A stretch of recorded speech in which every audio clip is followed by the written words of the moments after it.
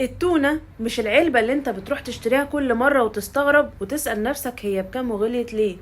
التونة نوع من انواع السمك، عارفة انك عارف، لكن إيه ارتباط سمكة التونة بالزئبق؟ بسبب حاجة اسمها التراكم البيولوجي. يعني الزئبق اللي بينتج من التلوث والتعدين وحرق الفحم بيروح للسمكة الصغيرة، والسمكة الكبيرة تتغذى على السمكة الصغيرة، ويفضل الأكبر يتغذى على الأصغر لحد ما نوصل لسمكة التونة. فبالتالي بيتراكم فيها كميات كبيرة من الزئبق، مفتتة بقى ولا قطعة مش فارقة. فحاول تقلل سمكة التونة على قد ما تقدر، خصوصا للأطفال والحوامل. اصلا في ناس ما كانتش تعرف ان الزئبق مادة سامة، فاكرينه مواد حافظة، عشان كده بيغسلوا التونة ويصفوها من الزيت ويضيفوا لها الخل ووصفات بقى كتير، فاكرين نفسهم ان هم كده بيتخلصوا من الزئبق. لكن للاسف الزئبق موجود في لحم التونة نفسه، اللي بينتج بقى من التلوث زي التعدين وحرق الفحم، ويروح يتركز فين؟ في المحيطات. وسمكة التونة بتعيش في المحيطات.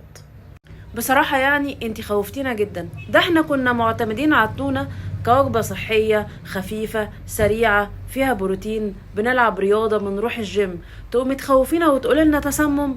هي فعلا التونة مفيدة جدا، لان فيها الاوميجا 3 والحديد والكالسيوم والزنك والسيلينيوم، ومفيدة جدا جدا لمرضى القلب والاوعية الدموية، وبتحمي من حدوث الجلطات، ومفيدة لمرضى الضغط، وبتقلل الكوليسترول. كمان مفيدة وبتعالج الناس اللي عندهم انيميا، خصوصا لو عليها عصرة ليمون. وكمان مفيدة جدا جدا في الدايت وحالات الرجيم، لان سعراتها الحرارية قليلة. طيب يا دكتور لخبطتينا، ناكل التونة ولا ما ناكلهاش؟ دايما بقول وهفضل اقول ان الافراط في اي حاجة حتى لو صحية غلط، فما نزودش عن 3-4 مرات تونة في الشهر.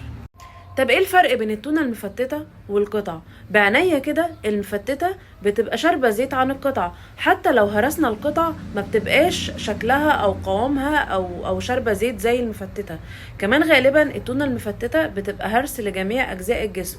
عموما الاختيار او الفرق بينهم ملوش علاقة بالزئبق خالص، الاتنين فيهم زئبق، لكن بتبقى الفرق هو جودة اللحمة او جودة المنتج.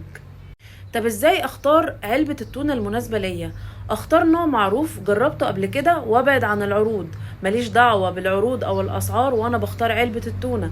كمان اختار العلب السليمة اللي مفيهاش صدمات، وابعد عن العلب اللي سهل اشيل منه الورقة او الملصق اللي عليه، وابص كويس جدا على تاريخ الصلاحية، وابعد عن التونة المستوردة اللي من بلاد مجهولة. انا دكتورة داليا يوسف، اخصائي التغذية العلاجية والاكلينيكية. قولي، هل بتحب التونة؟ وبتختارها على اساس ايه؟ وايه الانواع اللي بتحبها؟